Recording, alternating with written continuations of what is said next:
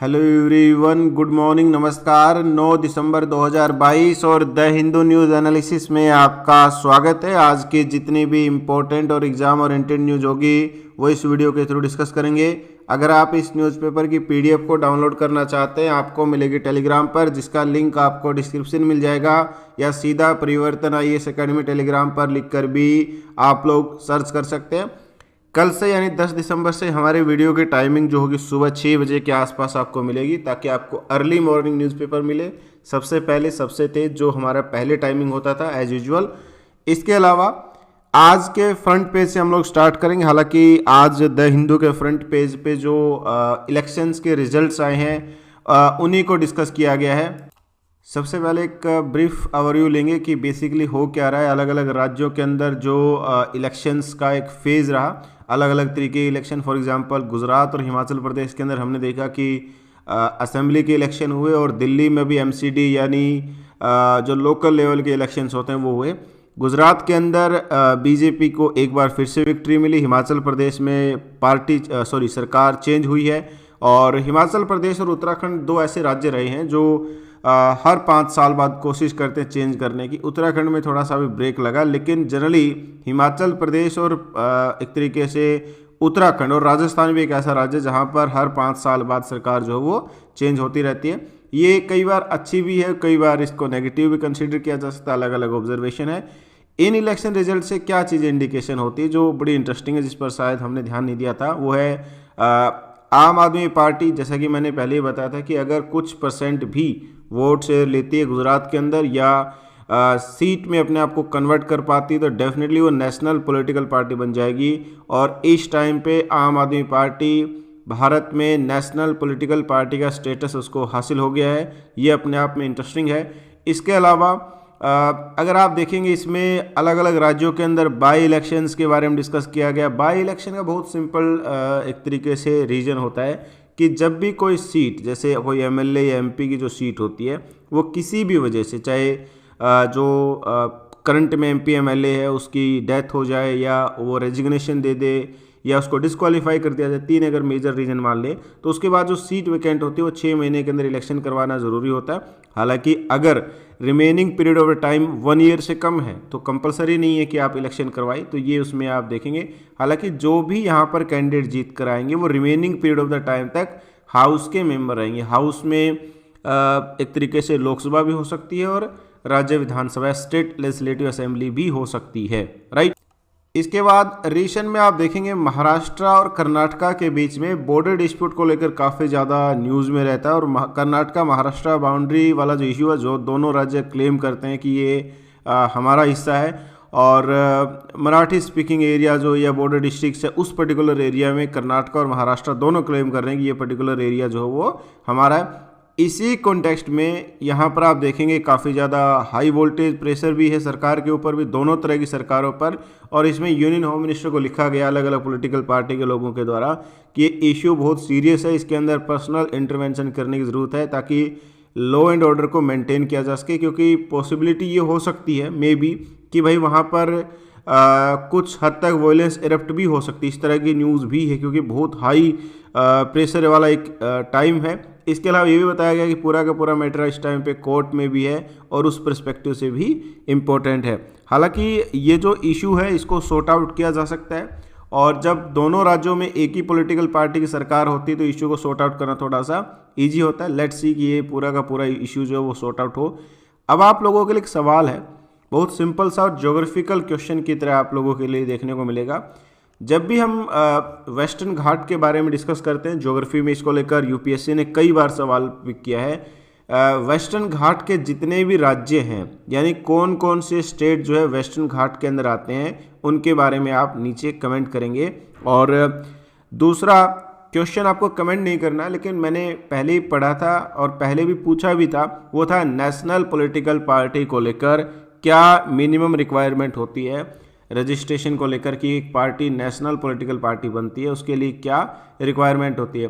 इस तरह के सवाल आपको देखने को मिलेंगे, और उसके बारे में ज़रूर उसका पर्टिकुलर क्या क्राइटेरिया होता है वो ज़रूर आप ध्यान रखेंगे, ताकि एग्ज़ाम में कहीं ना कहीं इस तरह का अगर सवाल आता है तो उसको आप टिक कर पाएँ, राइट।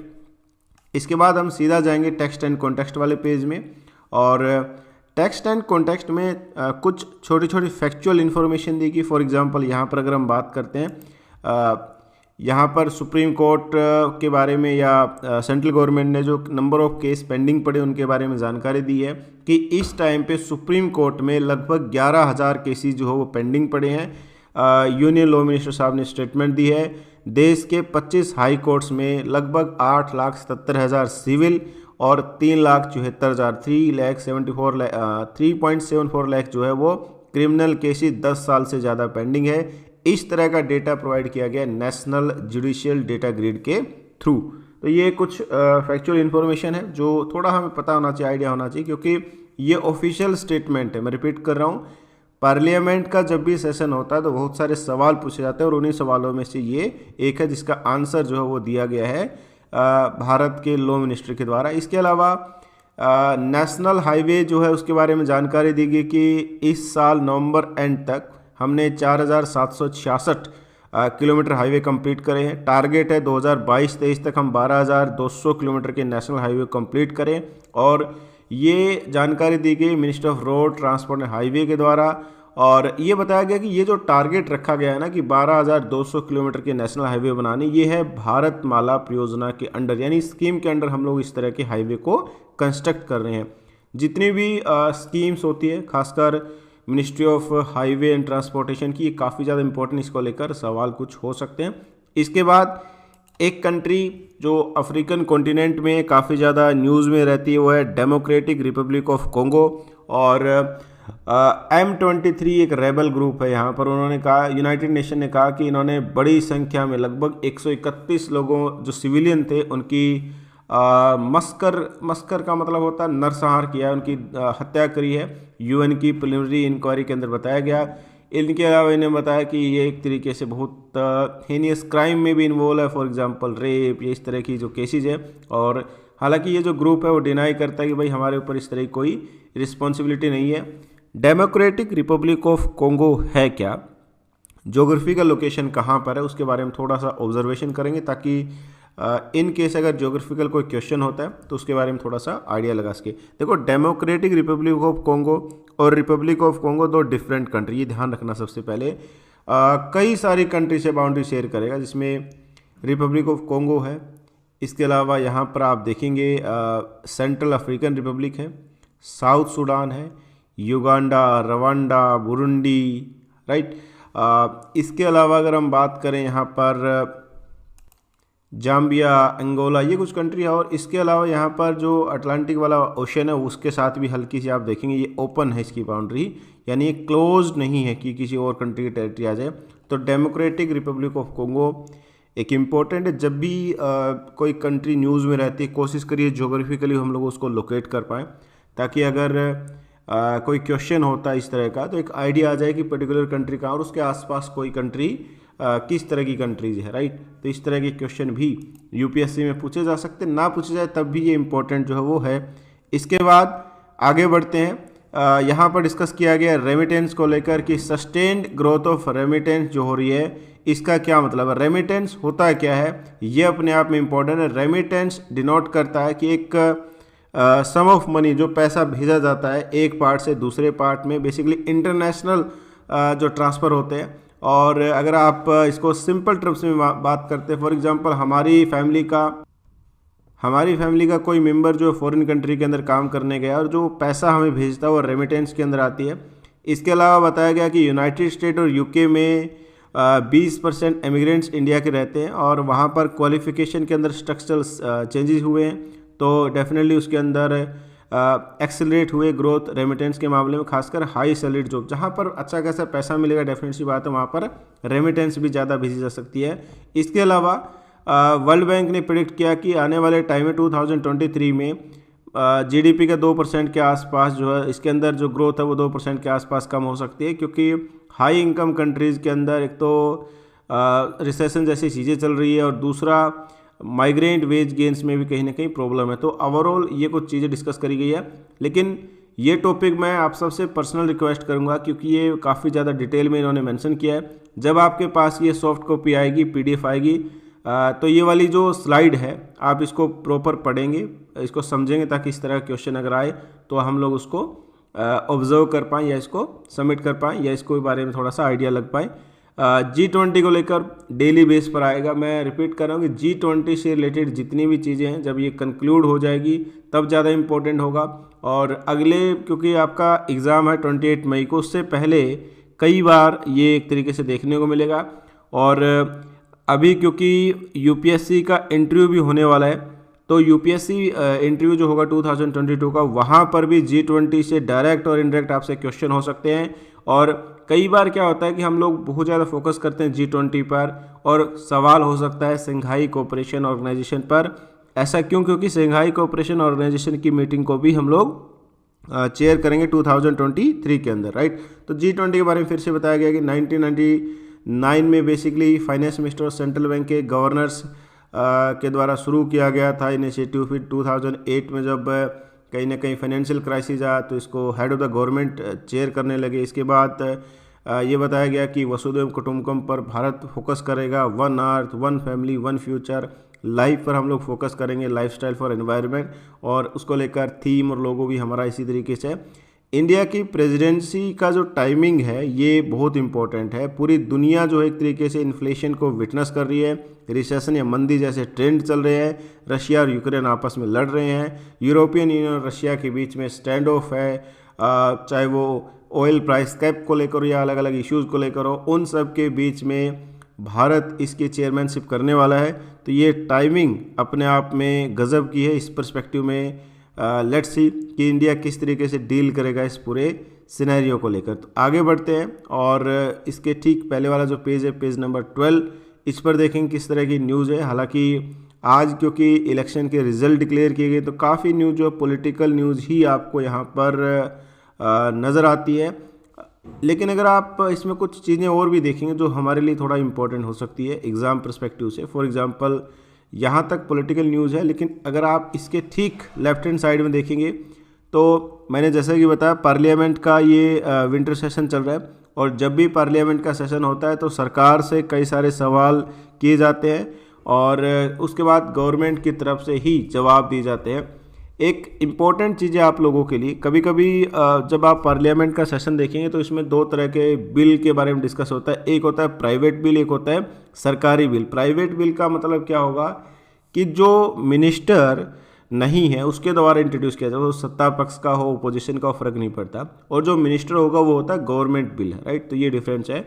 तो सरकार से पूछा गया कि क्या प्लान कर रहे हैं कि भाई नेशनल जुडिशियल अपॉइंटमेंट कमीशन, जो 99 कॉन्स्टिट्यूशनल अमेंडमेंट किया था, जजेस को अपॉइंटमेंट करने में सरकार की भी हिस्सेदारी होगी, तो क्या उसको री इंट्रोड्यूस करने के बारे में चर्चा कर रहे हैं। री इंट्रोड्यूस का मतलब क्या है? 99 कॉन्स्टिट्यूशनल अमेंडमेंट सरकार ने कर दिया था, बाद में सुप्रीम कोर्ट ने उसको समाप्त कर दिया, स्ट्रक डाउन कर दिया कि नहीं ये ठीक नहीं है। तो क्या फिर से प्लानिंग कर रही सरकार, इसके बारे में सवाल पूछा गया। तो सरकार ने कहा है, सेंट्रल गवर्नमेंट ने, कि हमारा इस टाइम पे नेशनल जुडिशियल अपॉइंटमेंट कमीशन को री इंट्रोडक्शन करने की ज़रूरत नहीं है, या इसको अभी उसके बारे में नहीं सोच रहे। ये टॉपिक इतना ज़्यादा न्यूज़ में क्यों है? क्योंकि हमारे जो लॉ मिनिस्टर है इसको लगातार क्रिटिसिज्म कर रहे हैं कोलिजियम सिस्टम को। कोलिजियम सिस्टम में सुप्रीम कोर्ट और हाई कोर्ट के जजेस का अपॉइंटमेंट जो है सुप्रीम कोर्ट के जो कोलिजियम होते हैं, फॉर एग्जांपल सुप्रीम कोर्ट के चीफ जस्टिस ऑफ इंडिया और 4 सीनियर मोस्ट जजेस का जो ग्रुप होता है, वही रिकमेंडेशन करता है कि इनको अपॉइंट करिए। इसी सिस्टम को कहीं ना कहीं बदलने के लिए 99वां संविधान संशोधन किया गया था। बाद में सुप्रीम कोर्ट ने 2015 में उसको स्टक डाउन कर दिया था, या उसको समाप्त कर दिया था कि नहीं ये कहीं ना कहीं अपॉइंटमेंट को लेकर हो या सुप्रीम कोर्ट की ऑटोनॉमी को कहीं ना कहीं डिस्टर्ब करेगा। अब इसी पूरे सिनेरियो को लेकर सुप्रीम कोर्ट कैसे देखता है कोलिजियम सिस्टम को लेकर, तो सुप्रीम कोर्ट ने ये बताया कि पहली बात तो ये है कि क्योंकि अभी तक इसके अलावा कोई लॉ अवेलेबल नहीं है, तो हम लोग कोलिजियम सिस्टम के अंदर ही एक तरीके से अपॉइंटमेंट करेंगे।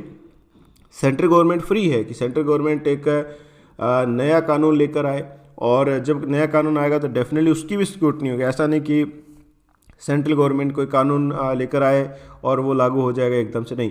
उसकी स्क्रूटनी होगी अगर चैलेंज किया जाता है, और चैलेंज करने के बाद अगर वो मिलता है कि भाई वो वैलिड नहीं है, फिर से उसको स्ट्रक डाउन किया जा सकता है। लेकिन अगर सुप्रीम कोर्ट को लगता है कि वो ठीक है तो उसको कंटिन्यू किया जा सकता है। तो उसी के बारे में बताया गया। काफ़ी क्रिटिसिज्म आज के टाइम पे है नेशनल, चाहे वो कोलिजियम सिस्टम हो, इवन अभी हमारे जो वाइस प्रेसिडेंट साहब उन्होंने नेशनल जुडिशियल अपॉइंटमेंट एक्ट को कहीं ना कहीं जो स्टक डाउन किया गया था उसको लेकर भी क्रिटिसिज्म किया गया कि जब एक पार्लियामेंट ने देश के आधे राज्यों ने कोई कानून पास किया है तो उस कॉन्टेक्स्ट में उसको अप्रूव न करना, ये कहीं ना कहीं क्वेश्चन मार्क जो है वो रेज करता है। खैर आगे बढ़ते हैं, और नेक्स्ट पेज जो है पेज नंबर 13, फुल न्यूज़ जो है इसमें आपको पॉलिटिकल न्यूज़ नज़र आएगी। तो ज़्यादा इंपॉर्टेंट नहीं है कि किस राज्य में कौन जीता, ठीक है हमने एक ब्रीफ एनालिसिस किया, बट इससे ज़्यादा हमारे लिए वो इम्पोर्टेंट नहीं है, राइट। इसके बाद हम बात करेंगे पेज नंबर 14। यहाँ पर भी काफ़ी इंपॉर्टेंट चीज़ें डिस्कस करी गई है। और पार्लियामेंट्री सेशन जब होता है तो बहुत सारे बिल भी इंट्रोड्यूस किए जाते हैं, पास किए जाते हैं। वो कुछ इंपॉर्टेंट उनमें बिल होते हैं जो एग्जामिनेशन में पूछे जा सकते हैं। तो जैसे कुछ छोटी छोटी इन्फॉर्मेशन की, क्या एडहॉक जजेस को अपॉइंट करने का जो प्रोसेस है वो लेस कम्बरसम है, सुप्रीम कोर्ट इस तरह का ऑब्जर्वेशन करती है। सीनियर एडवोकेट जो हाई कोर्ट के हैं उसके बारे में सुप्रीम कोर्ट एक तरीके से डिस्कस कर रही है कि जो सुप्रीम कोर्ट के सीनियर मोस्ट एडवोकेट है क्या उनको हाई कोर्ट में एडहॉक या एक टेम्परेरी जज की तरह अपॉइंट किया जा सकता है। हालांकि ये ज़रूर है कि सीनियर एडवोकेट जो जज नहीं बनना चाहते, वो लीगल प्रैक्टिसेस के अंदर जो है वो रहना चाहते हैं, यानी वो एडवोकेट वाली भूमिका में ज़्यादा रहना चाहते हैं। लेकिन परमानेंटली भले ही ना हो, अगर मान लेते हैं कि आप सुप्रीम कोर्ट के जजेस हाई कोर्ट के सीनियर एडवोकेट्स को टेम्परेरी बेसिस पर अगर आप करना चाहें तो क्या वो पॉसिबिलिटी है, और ये बेसिकली क्यों है, इसका पीछे वजह क्या है। एक तो नंबर ऑफ केसेस जो है, जैसा कि हमने अभी डिस्कस किया था कि हाई कोर्ट और सुप्रीम कोर्ट दोनों के अंदर पेंडिंग है। आर्टिकल 224A हाई कोर्ट्स में जो एडहॉक जजेस के अपॉइंटमेंट के बारे में डिस्कस करता है उसके बारे में डिस्कस किया गया। हालांकि ये पूरा का पूरा इशू भी डेफिनेटली बहुत सीरियस है, क्योंकि एक तो नंबर ऑफ केसेस इंक्रीज हो रहे हैं, दूसरा जुडिशियल अपॉइंटमेंट थोड़ा स्लो है, तीसरा अगर हम बात करते हैं तो इसमें और भी बहुत सारे कंसर्न है। फॉर एग्जांपल कई बार क्या होता है कि अपॉइंटमेंट का प्रोसीजर इतना स्लो हो जाता है कि कहीं ना कहीं वीक हो जाता है प्रोसीजर। और अभी सुप्रीम कोर्ट ने एक इम्पॉर्टेंट स्टेटमेंट भी दी थी कि क्या जजेस की स्ट्रेंथ को बढ़ाने से केसेस सॉर्ट आउट हो जाएंगे। उसका आंसर है नहीं, केवल जजेस की स्ट्रेंथ को बढ़ाने से इतने number of cases sort out नहीं होंगे। उसको लेकर एक हमें इंफ्रास्ट्रक्चर को भी चेंजेस करना पड़ेगा, यह कह सकते हैं कि जो सिस्टम अभी बना हुआ है उसको भी हमें बदलने की रिक्वायरमेंट, ताकि इस तरह केसेस को सॉर्ट आउट किया जा सके, ठीक है।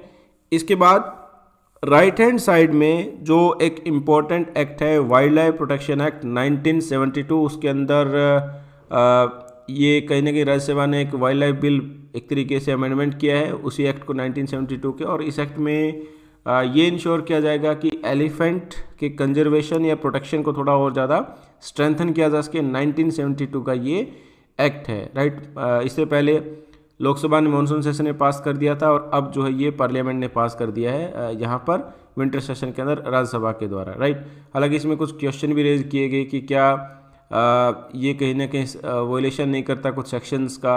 इसके अलावा यहाँ पर एक वर्ड यूज़ किया गया कि रिलीजियस पर्पज़ के लिए यूज़ किया जाता को लेकर स्टेटमेंट ज़रूर दिए, लेकिन एनी अदर पर्पज़ जो एक वर्ड यूज़ किया किसी और पर्पज़ के लिए, तो उसको बहुत ज़्यादा क्लैरिफाई नहीं किया गया। इसको लेकर थोड़ा सा क्रिटिसिज्म भी किया गया है एलिफेंट्स को लेकर, ठीक है, यानी इस पूरे एक्ट को लेकर जो अमेंडमेंट हुआ है।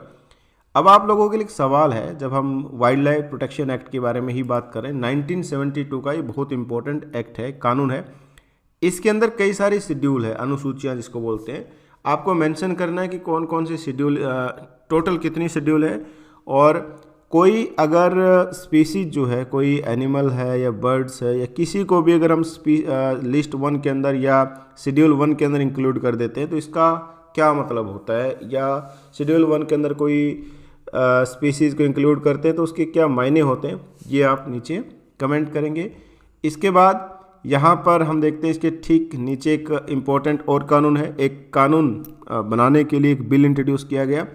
बिल और एक्ट इन दोनों में डिफरेंस ये होता है कि जब कोई कानून बनाने का प्रोसीजर इनिशिएट किया जाता है पार्लियामेंट के थ्रू। जब डॉक्यूमेंट प्रेजेंट किया जाता है वो बिल फॉर्म में होता है या विधेयक जिसको बोलते हैं, और जब पार्लियामेंट्री प्रोसीजर कंप्लीट हो जाता है, राज्यसभा, लोकसभा और प्रेसिडेंट साहब के साइन हो जाते, तब ये एक्ट के अंदर चेंज हो जाता है। तो यहाँ पर बताया गया कि एनर्जी कंजर्वेशन एक्ट को बदलने के लिए एक कानून जो है वो बदला जा रहा है, या एक तरीके से उसमें अमेंडमेंट करने को लेकर इंट्रोड्यूस किया गया है। इसके अंदर बताया गया कि आने वाले टाइम में हम नॉन फॉसिल फ्यूल की कैपेसिटी को इंक्रीज़ करेंगे, और आज के टाइम पे अगर हम बात करते हैं रिफाइनिंग, पेट्रोलियम रिफाइनिंग के मामले में हाइड्रोजन का यूज़ किया जाता है, जिसकी वजह से नेचुरल गैस के थ्रू रिफॉर्म किया जाता है। इसके अलावा बताया गया कि हमें कार्बन एमिशन को रिड्यूस करना तो ग्रीन हाइड्रोजन पर फोकस करना पड़ेगा। आज के टाइम पे अमोनिया हम बनाते नेचुरल गैस से, और अमोनिया और नेचुरल गैस दोनों ही हम लोग क्या करते हैं, इंपोर्ट करते हैं। तो इंपोर्ट की जो डिपेंडेंसी है उसको थोड़ा रिड्यूस किया जा सके, इसके लिए एनर्जी एफिशिएंसी कंस्ट्रक्शन सेक्टर पर फोकस करना पड़ेगा। हालांकि जो ओपोजिशन पॉलिटिकल पार्टी, उन्होंने ये बताया गया कि पहली बात तो ये जो प्रोसीजर है, आपका एफर्ट ठीक है कि आप कार्बन फुटप्रिंट एमिशन को कम करना चाहते हैं, लेकिन आप एक तरफ क्लीन एनर्जी या फिर एक तरीके से ग्रीन एनर्जी पर फोकस करें, दूसरी तरफ आप सोलर पैनल जो हम लोग बड़ी संख्या में चाइना से इंपोर्ट करते हैं उस पर भी आपने रिस्ट्रिक्शन लगाया गया। तो ये थोड़ा सा डबल स्टैंडर्ड, या तो आप इंडिया के अंदर सोलर पैनल को डेवलप करने या मैन्युफैक्चर करने के बारे में और ज़्यादा एफर्ट्स करिए, यानी एक सजेशन की तरह दिया गया। और क्रिटिसिज्म होना चाहिए पार्लियामेंट के अंदर कि अगर ओपोजिशन पॉलिटिकल पार्टी का मेन मकसद ये होना चाहिए कि न केवल क्रिटिसिज्म करे, कैसे उसको करेक्ट किया जा सकता है इसके बारे में भी जो है वो सरकार को बताया ताकि एक एफिशिएंट जो है कानून बन सके, राइट।